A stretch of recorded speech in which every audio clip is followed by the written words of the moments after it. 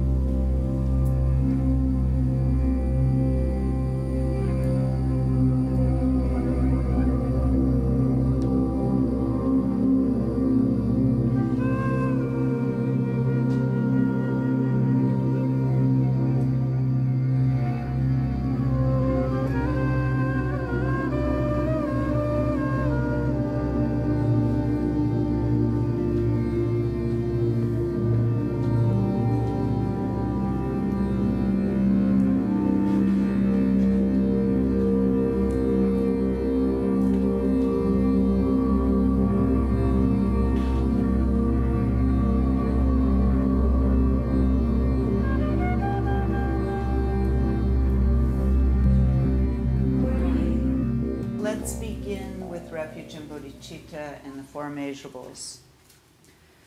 Until enlightenment, I take refuge in the Buddha, Dharma, and Sangha. Through the accumulation of merit and wisdom, may I awaken. I had to get used to being a Lama. It really wasn't something I'd ever considered or planned on.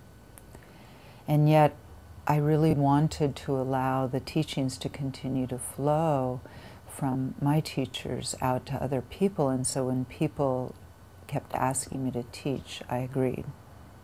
In my late teens, I began to experience a really powerful longing to be unified with, the divine presence, and began to practice more and more earnestly and in-depth Zen and Sufism and esoteric Christianity. And then I began to pray to Mary for help to find my teacher, my true teacher.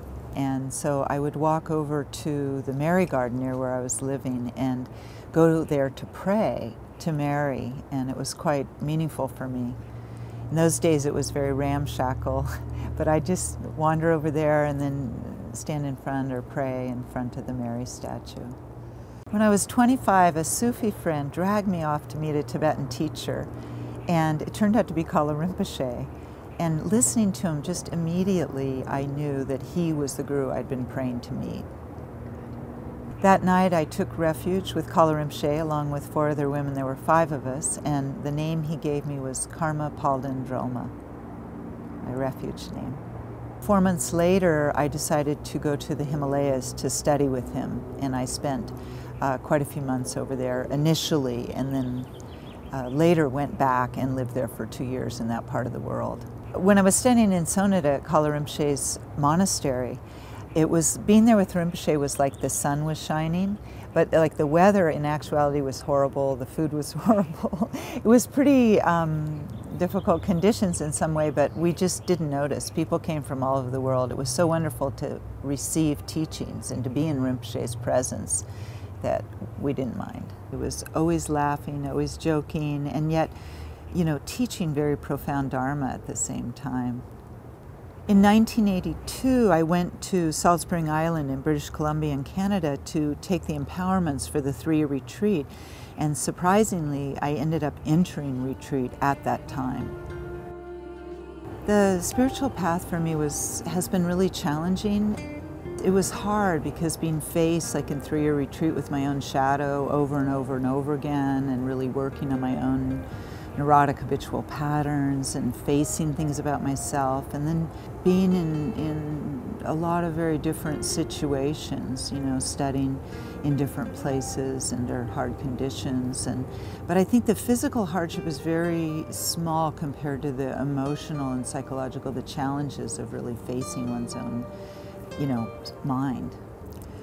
When I came out of retreat, it was very, very powerful, and at first we just stayed there in our rooms for the first few days and sort of walked around and talked to people. But then when I came really out of the retreat center, I realized that it felt like my heart had reconnected with itself, and all my spiritual longing had been completely satisfied. It was like I felt the union was there.